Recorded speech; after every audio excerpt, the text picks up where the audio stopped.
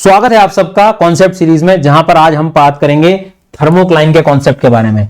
Oceanology का important topic है, exam में थोड़ा सा ये कम दिखा है, मतलब चांसेस ज्यादा भी हो सकते हैं आने के। बहुत बढ़िया कॉन्सेप्ट है, इसको एक बार आप समझ गए ना तो आप, मतलब मैं आपको बता रहा हूं, गारंटी दे रहा हूं, मेंस आंसर राइटिंग में इस शब्द को तुम जानबूझ के लेके आओगे कि अरे यार ये तो जो है मैं वार्म वाटर कोल्ड वाटर करते रहता था, इससे अच्छा ये वर्ड क्यों नहीं यूज कर लेता। आओ समझते हैं बढ़िया से। थर्मोक्लाइन समझ में आ रहा है थोड़ा सा। थर्मो मतलब डीजे थर्मो नहीं है रे बेटा भैया, ये थर्मो मतलब टेम्परेचर, टेम्परेचर से रिलेटेड कुछ तो बात हो रही है। टॉपिक ओशनोलॉजी का है, महासागर का है, और लास्ट में मैं आपको कुछ 4 से 5 इंपॉर्टेंट कीवर्ड्स लिखवाऊंगा जो एग्जाम से काम से रिलेटेड है। तो पहले इस टॉपिक को समझेंगे, फिर अपन आगे बढ़ेंगे। और आगे बढ़ने से पहले आपके लिए एक महत्वपूर्ण सूचना, फिर बढ़ते हैं अपन आगे। डियर लर्नर्स, अगर आप यूपीएससी सीएससी एग्जाम की तैयारी कर रहे हैं तो बस अब मान के चलिए कि आपके लिए एक बहुत ही बेहतरीन मौका आ रहा है जहां पर आप अपनी प्रिपरेशन को चेक कर सकते हैं अनअकैडमी के इस यूसीएससी टेस्ट के साथ। ये टेस्ट अब तक का इस साल का सबसे बड़ा टेस्ट होने जा रहा है। क्यों? कुछ कारण है इसके, पहले सुन लीजिए। सबसे पहली चीज तो लगभग 50 करोड़ रुपए की स्कॉलरशिप पूल में आपको शामिल होने का मौका मिलेगा। Laptop, smartphone, tablet, gift voucher जीतने का मौका मिल सकता है। साथ ही साथ आप ऑस्ट्रेलिया में बॉर्डर गावस्कर ट्रॉफी को लाइव देखने का मौका भी जीत सकते हैं और अपनी एक शानदार मेमोरी बना सकते हैं। इसके साथ साथ आपको अपने माता पिता के साथ लग्जरियस अकोमोडेशन का मौका भी मिल सकता है, जहां पर उनके साथ आप स्टे कर सकते हैं। तो आप इस टेस्ट में अभी जुड़ें, अभी एनरोल करें और नीचे लिंक आपको मिल जाएगी और कोड यूज करें SGYT10। Let's crack it. तो अब अपन बात कर रहे थे थर्मोक्लाइन की। ये टॉपिक को ऐसे मत लेना कि कोई करंट अफेयर्स में था और ये था, आप ध्यान रखना ये एनसीईआरटी में ग्राफ मेंशन है, प्रॉपर वर्ड थर्मोक्लाइन लिखा हुआ है, प्रॉपर एक लाइन लिखी हुई है, boundary region from where the rapid decrease of temperature is called the thermocline. मतलब महासागर की सतह पर गर्म मिश्रित जल और नीचे ठंडे गहरे, ये मतलब इस तरह की लाइन यूज करिए। है क्या ये? इसको समझते हैं, फिर वापस इस कंटेंट पे आएंगे, देखते हैं समझते हैं क्या है। सबसे पहले तो आप मेरे को एक बात बताओ, बेसिक चीज बता रहा हूं मैं आपको कि ये ओशन से अपने दिमाग में तो आपको आता ही आता है, ठीक है। ओशंस तो क्लियर है आपको दिमाग में कि भाई समुद्र है, अटलांटिक है।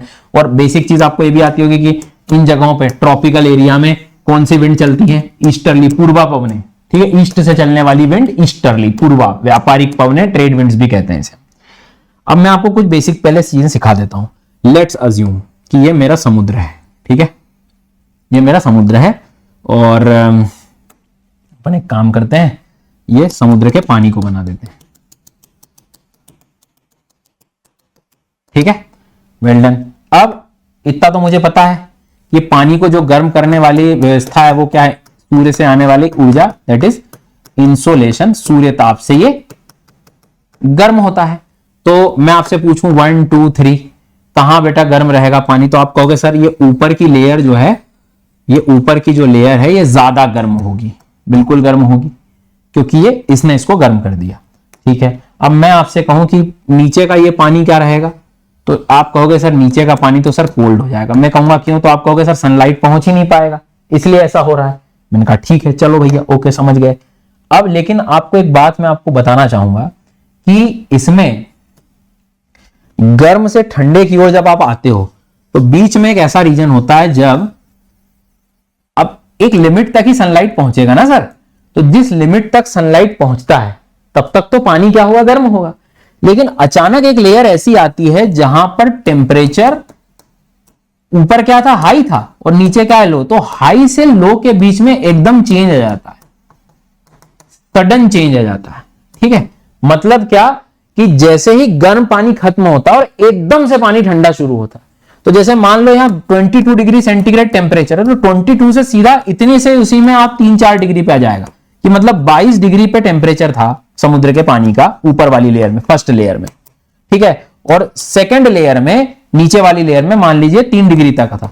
तो ये 22 से 3 एकदम से शिफ्ट होता है ओशियंस में, क्योंकि क्या होता है, ऊपर तक जहां तक सूर्य जाता है वहां तक तो गर्म रहता है, एकदम फिर सूर्य की किरणें बंद हो जाती हैं तो तुरंत टेम्परेचर गिरता। तो ये जो सडन डिक्रीज वाला जो पॉइंट है ना, उसको हम लोग थर्मोक्लाइन कह रहे होते हैं। अब एक बार पढ़ के देखना जरा कि ऐसा बाउंड्री एरिया जहां से रैपिड डिक्रीज हो तापमान का, तापमान में एकदम से चेंज आ रहा हो, और वो भी चेंज मतलब डिक्रीज, कम हो रहा हो, उस एरिया, उस लेयर को हम थर्मोक्लाइन कहते हैं।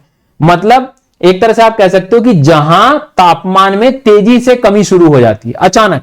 इस चीज को ग्राफ से भी समझ सकते हो तुम। देखना, ये टेम्परेचर का ग्राफ है, ठीक है। इसमें यहां पर 20 डिग्री लिखा है, यहाँ 16, 12, 8, 4, मतलब इधर मैं आ रहा हूं तो माइनस में, मतलब टेम्परेचर कम हो रहा है, और इधर जाऊंगा तो टेम्परेचर बढ़ रहा है। और नीचे ये हो गई सर डेप्थ।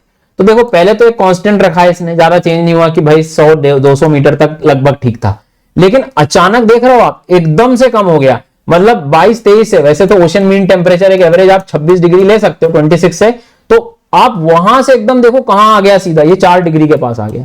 तो ये जो एकदम से पानी कम होने की जो जगह है, इसको हम थर्मोक्लाइन कह रहे हैं। तो बेसिकली समझना हो आपको थर्मोक्लाइन, तो इतना समझ लो कि समुद्र में वो लेयर जहां से ठंडा पानी शुरू हो जाए, फील करो फील करो फील करो, इधर ध्यान दो, समुद्र में गहराई में वो लेयर, वो परत, वो जगह जहां से टेम्परेचर एकदम से कम होना शुरू हो जाता है। तो एकदम से जब कम होना जब शुरू हो जाएगा, उस जगह को हम थर्मोक्लाइन या उस लेयर को हम थर्मोक्लाइन कहते हैं। ठीक है, उसके बाद तो ये नीचे, जितने आप नीचे जाओगे तो कम ही होना, लेकिन एक लिमिट के बाद इधर माइनस में थोड़ी चला जाएगा। बट ये वाली जो लाइन हो गई आपके लिए थर्मोक्लाइन हो। तो थर्मोक्लाइन मतलब एक ऐसी लेयर जहां से पानी जो है, तो सर ये तो ठीक है, समझ गए, अच्छा कॉन्सेप्ट है। इसका यूज तो देखो मैं आपको समझाता हूं, मजेदार, अब मजा आएगा तुमको समझने में। अब जैसे मान लो इसको समझते हैं हम अपन, ठीक है। अभी थोड़ी देर पहले मैंने आपको समझाया कि भैया ये समुद्र है अपना, अब लेट्स अज्यूम कि ये समुद्र का पानी है पूरा, ठीक है, इसमें, और विंड मान लीजिए ये हवा, विंड चल रही है A to B, ठीक है, लेट्स अज्यूम ईस्टर्ली विंड चल रही है, ईस्ट से चल रही है विंड।